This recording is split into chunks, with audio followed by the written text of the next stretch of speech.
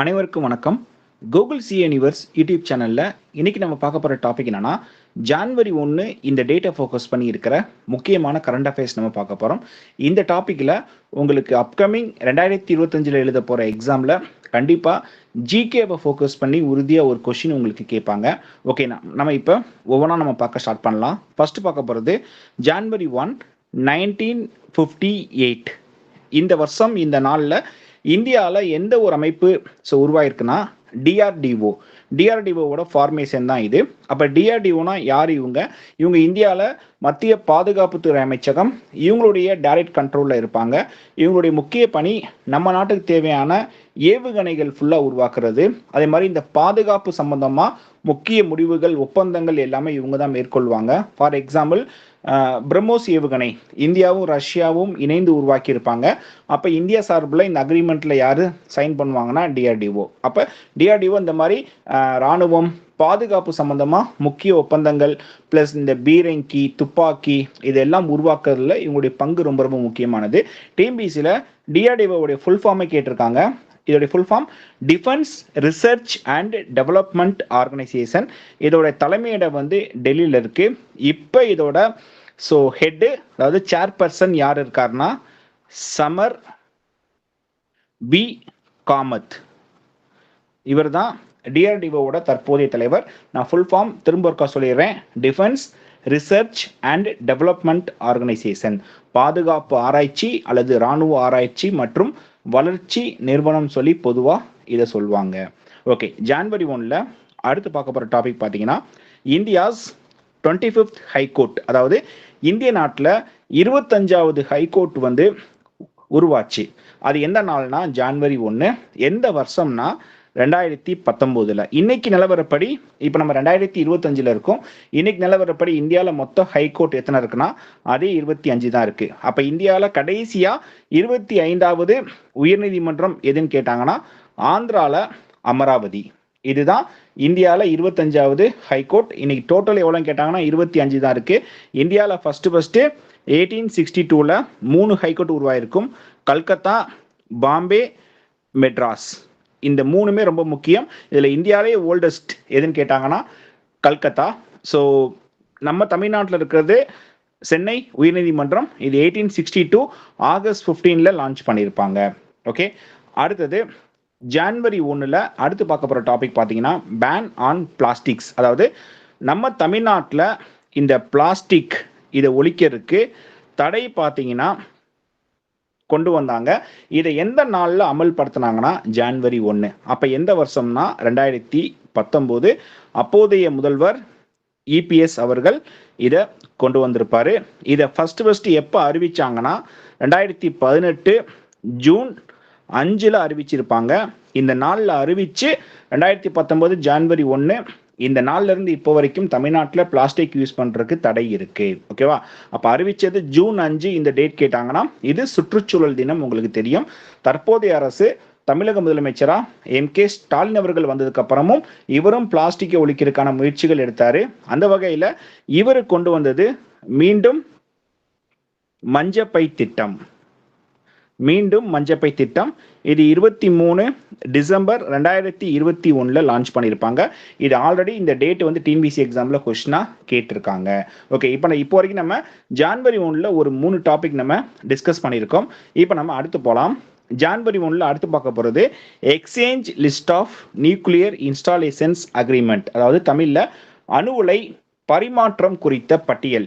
இது ஒவ்வொரு வருஷமும் ஜான்வரி 1ல் எந்த 2 நாடுகள் இதை எக்ஸ்சேஞ்ச், அதாவது பரிமாற்றம் மேற்கொள்வாங்கன்னா இந்தியா அண்ட் பாகிஸ்தான். ஏன்னா ஆரம்பத்தில் நமக்கும் பாகிஸ்தானுக்கும் அடிக்கடி சண்டை வந்துச்சு.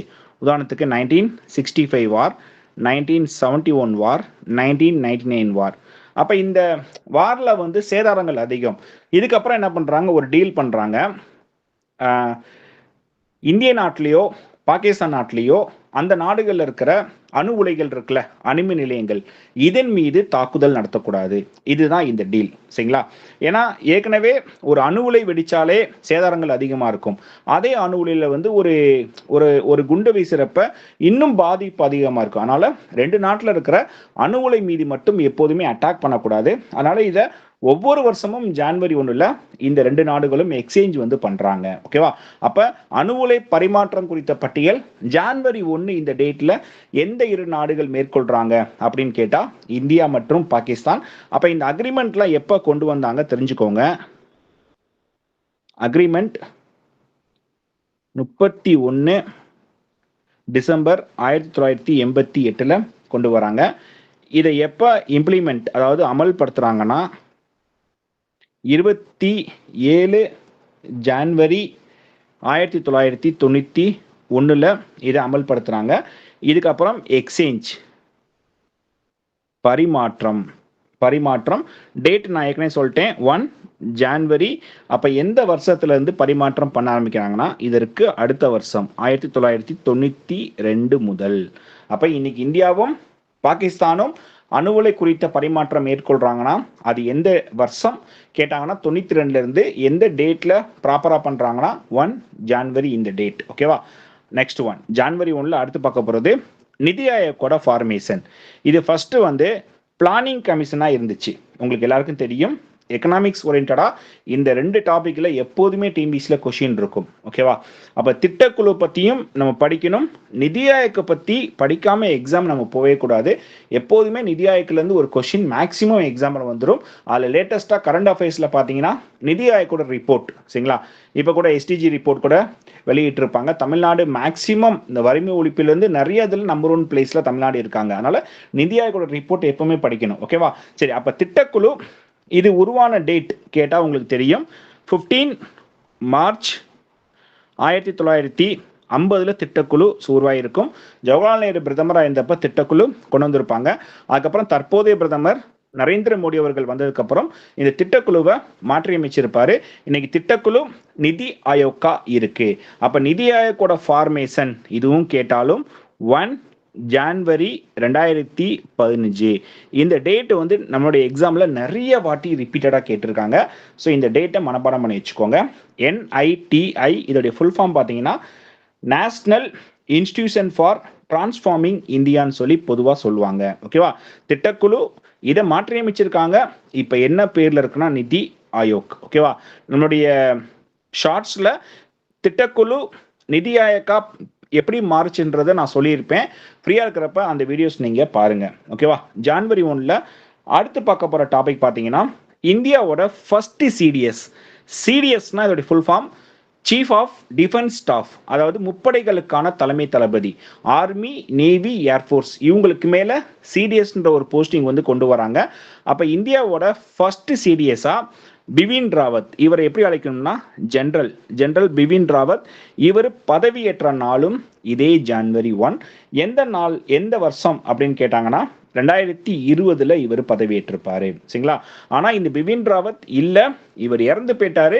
இதே போஸ்டிங்ல இருந்தப்ப தமிழ்நாட்டுக்கு குறிப்பா ஊட்டியில வெல்லிங்டனுக்கு ஒரு சுற்றுப்பயணம் வந்தப்ப இவர் வந்த ஹெலிகாப்டர் விபத்துல சிக்கி இவரோட பயணித்த எல்லா பேருமே இறந்து போயிட்டாங்க.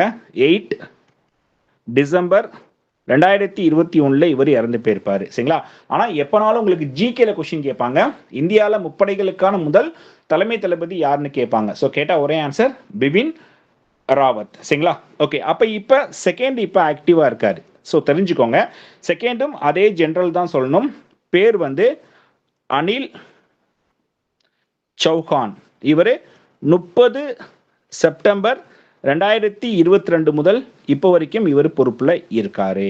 அப்ப இந்தியாவோட ஃபர்ஸ்ட் சிடிஎஸ் பிபின் ராவத் பதவியேற்றதும் 1 ஜான்வரி, வருஷம் 2020.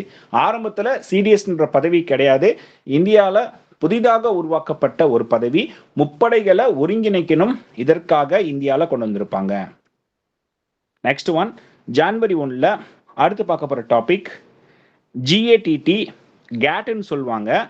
இது இப்ப என்ன பேர்ல இருக்குன்னா WTO இந்த பேர்ல இப்ப ஆக்டிவா இருக்கு.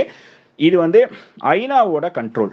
ஓகேவா. யுனைடெட் நேஷன் ஆர்கனைசேஷன், ஐக்கிய நாடுகள் அவை, இதோட கண்ட்ரோலில் வந்து இந்த WTO வந்து இருக்கும். WHO, UNESCO, UNICEF, UNHRC, UNHCR, FAO, இந்த மாதிரி பெரும்பான்மை ஐநாவோட கண்ட்ரோலில் உலக அளவில் ஒவ்வொரு துறை சார்ந்து இருக்கும்.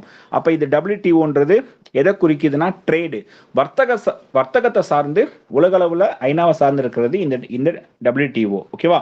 அப்போ WTO ஃபர்ஸ்ட் என்ன நேம் சொல்லுவாங்கன்னா GATT, GATT. இது டிஎன்பிஎஸ்சியில் நிறைய வாட்டி கேட்டிருக்காங்க. ஃபுல் ஃபார்ம் ஜென்ரல்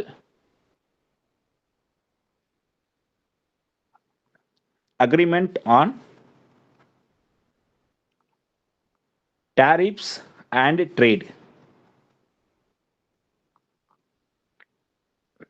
GATT இதோட ஹெட் ஆபீஸ் கேட்டாலும் WTO ஹெட் ஆபீஸ் கேட்டாலும் சேம், ரெண்டுமே எங்க இருக்குன்னா, ஸோ ஆன்சர் சுவிட்சர்லாந்துல ஜெனீவால ரெண்டுமே இருக்குது. ஓகேவா. இன்னைக்கு WTOல உறுப்பு நாடுகள் கேட்டாங்கன்னா 166 நாடுகள் இருக்காங்க. அப்ப WTO எந்த நாள்ல வந்து WTOன்ற ஒரு பேர்ல இருக்குன்னு கேட்டாங்கன்னா இந்த ஜனவரி 1.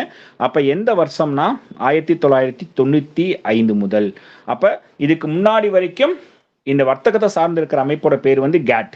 ஜனவரி 1 1995 இருந்து என்ன பேரா மாறிச்சுன்னா WTO. இது வேர்ல்டு ட்ரேட் ஆர்கனைசேஷன், இந்த பேர்ல இப்போ வரைக்கும் செயல்பாட்டில் இருக்கு. எதன் அடிப்படையில் இதோட பேரை வந்து மாற்றங்கள் பண்றாங்கன்னா, இதற்கான அக்ரிமெண்ட் வந்து மரகேஸ் அக்ரிமெண்ட். இதன் அடிப்படையில் இதோட பேரை வந்து WTOன்னு சொல்லி மாத்துறாங்க. ஓகே, நெக்ஸ்ட் ஒன் ஜனவரி 1 அடுத்து பார்க்க போற டாபிக் பார்த்தீங்கன்னா ஐநாவோட நான் பெர்மனன்ட் மெம்பர்ஸ், அதாவது தற்காலிக உறுப்பு நாடுகள். ஒவ்வொரு வருஷமும் ஜனவரி 1 இந்த டேட்ல ஐநால தற்காலிக உறுப்பினர் இந்த பதவியில 5 நாடுகள் உறுப்பினராக சேருவாங்க ரேண்டமா. அடுத்து நீங்க 2026 படிக்கிறப்ப எக்ஸாம்ல அப்பயும் பார்த்தீங்கன்னா ஜனவரி 1 2026 5 பேர் பதவி இருப்பாங்க. அப்போ ஒவ்வொரு வருஷமும் ரொட்டீனா ஜனவரி 1 5 நாடுகள் என்ன பண்ணுவாங்க, ஐநால நான் PM போஸ்ட்ல உறுப்பினராக சேருவாங்க. சரிங்களா. இந்த ஐநால ஒரு 6 முக்கிய அங்கம் இருக்கு. அந்த 6ல வந்து ரொம்ப முக்கியமானது ஐநாவோட செக்யூரிட்டி கவுன்சில், அதாவது பாதுகாப்பு அவை. இதுல மொத்தம் எவ்வளவு பேர் இருப்பாங்கன்னா மெம்பர்ஸ் 15 பேர் இருப்பாங்க. ஐநால மொத்தம் எத்தனை பேர்னா 193 பேர். உங்களுக்கு தெரியும், இந்த 193 பேர்ல தான் ஒரு 15 பேர் வந்து ஐநால பாதுகாப்பு அவையில அங்கமா இருப்பாங்க. அப்ப இந்த 15 பேரை வந்து ரெண்டா பிரிச்சேன்னா இங்க ஒரு 5 பேரு, இதுக்கு கீழே ஒரு 10 பேர். ஓகேவா.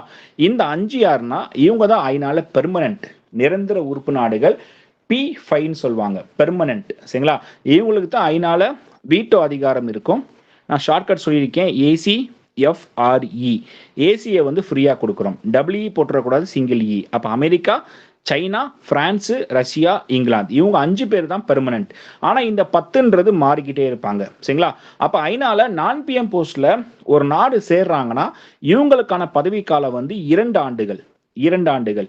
அப்ப இந்த 10 பேருன்றது ஒரே நேரத்துல இருப்பாங்க, ஆனா ஒரே நேரத்துல பதவி ஏற்க மாட்டாங்க. அப்ப இந்த 10 நான் ரெண்டா பிரிக்கிறேன், இங்க ஒரு 5, இங்க ஒரு 5. அப்ப இந்த 5 ஒரு நேரத்துல பதவி ஏற்கிறாங்கன்னு வச்சுக்கோங்களேன். ஃபார் எக்ஸாம்பிள் இந்த வருஷம் இப்ப நம்ம 2025 இருக்கோம். அப்ப ஜனவரி 1 2025 இவங்க பதவி ஏற்கிறாங்கன்னா இவங்களுக்கு எப்ப முடியும், நான் ஏற்கனவே சொல்லிட்டேன் பதவி காலம் 2 வருஷம். அப்ப நெக்ஸ்ட் இயர் 2026 டிசம்பர் 31 முடிஞ்சிடும். அப்ப கீழே ஒரு 5 பேர் இருக்காங்களா, இவங்க சப்போஸ் போன வருஷம் இதே நாளில் வந்து பதவி ஏற்றிருந்தாங்கன்னா, அதாவது 2024 ஜனவரி 1 பதவி ஏற்றிருந்தாங்கன்னா அவங்களுக்கு எப்போ முடியும், இந்த வருஷம் கடைசியில் முடியுமா. அப்போ இந்த வருஷம் கடைசியில் முடியுதுன்னா அதுக்கு அடுத்த வருஷம் 2026 ஜனவரி 1 புதுசாக 5 பேர் பதவி ஏற்பாங்க. ஆக மொத்தம் ஒவ்வொரு வருஷமும் ஜனவரி 1 ஐநால நான் PM போஸ்ட்ல ஒரு 5 நாடுகள் பதவி ஏற்பாங்க. நம்ம இந்தியா இந்த ஐநால நான் PM போஸ்ட்ல கிட்டத்தட்ட ஒரு 8 முறை வந்து உறுப்பினராக இருந்திருக்காங்க. ஃபர்ஸ்ட் 1950-51 நம்ம இந்தியா இருந்திருப்பாங்க. நம்ம இந்தியா கேட்கறது ஐநால பெர்மனன்ட். சரிங்களா. ஆனா நான் PM போஸ்ட்ல நம்ம ஒரு 8 முறை நம்ம இருந்திருக்கோம். ஸோ தெரிஞ்சுக்கோங்க. ஓகே, இப்ப லேட்டஸ்டா 2025 ஜனவரி 1 இந்த டேட்ல புதிதாக பதவியேற்ற அந்த 5 நாடுகள் உங்களுக்கு தெரியணும். ஒன்று டென்மார்க், அடுத்தது கிரீஸ், அடுத்தது பாகிஸ்தான், அடுத்தது பனாமா, அடுத்தது சோமாலியா. இந்த 5 நாடுகள் ஜனவரி 1, 2025 பதவியேற்றிருக்காங்க. அப்ப இவங்களுக்கு பதவி காலம் எப்போ முடியும்?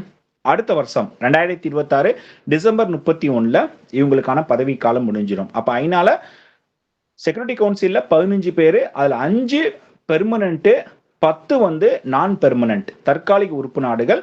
ஒரே நேரத்துல 10 பேர் இருப்பாங்க. ஆனா 10 பேர் ஒரே நேரத்துல பதவி ஏற்க மாட்டாங்க, ரெண்டா பிரிச்சுக்கிடுவாங்க. இந்த வருஷம் 5 பேர்னா அடுத்த வருஷம் 5 பேர். ஓகேவா? ஸோ இப்போ வரைக்கும் நம்ம பார்த்துருக்கிறது இந்த ஜான்வரி 1ன்ற ஒரு டேட்டை ஃபோக்கஸ் பண்ணி ஒவ்வொரு வருஷமும் ரொட்டீனாக வர்ற டாபிக் தான் இது. இதில் உங்களுக்கு கொஷின்ஸ் எப்படி கேட்பாங்கன்னா, மேக்ஸிமம் கரண்ட் அப்டேட் வராது, ஜிகேல வந்து கொஷின் கேட்பாங்க. ஃபார் எக்ஸாம்பிள், தமிழ்நாட்டில் பிளாஸ்டிக் தடை எந்த வருஷம் எந்த நாளில் கொண்டு வந்தாங்க கொஷின் கேட்பாங்க. அப்போ 1 ஜனவரி 2019 இந்தியாவோட ஃபர்ஸ்ட் சிடிஎஸ்ஸா ஜெனரல் பிபின் ராவத் பதவியேற்ற நாள் எதுன்னு கேட்பாங்க. 1 ஜனவரி 2020. ஓகேவா? கேட் இப்போ என்ன பேர்ல செயல்படுது, அல்லது WTOட பழைய பேர் என்ன? கேட். அப்ப இது எதன் அடிப்படையில் உருவாச்சுன்னா மரகேஸ் ஒப்பந்தம். ஓகேவா? இந்த வீடியோல இப்ப நான் கொடுத்துருக்கிற டாபிக் வந்து ரொம்ப ரொம்ப முக்கியம். இதை நல்லா படிச்சு வச்சுக்கோங்க. இந்த டாபிக்ல இருந்து ஒரு கொஸ்டின்ஸ் கேட்பாங்க. ஸோ இனிமேல் ரெகுலரா நம்மளுடைய சேனல் மூலமா உங்களுக்கு வீடியோஸ் வந்து வந்துகிட்டே தான் இருக்கும். ஸோ ரெகுலரா ஃபாலோ பண்ணுங்க.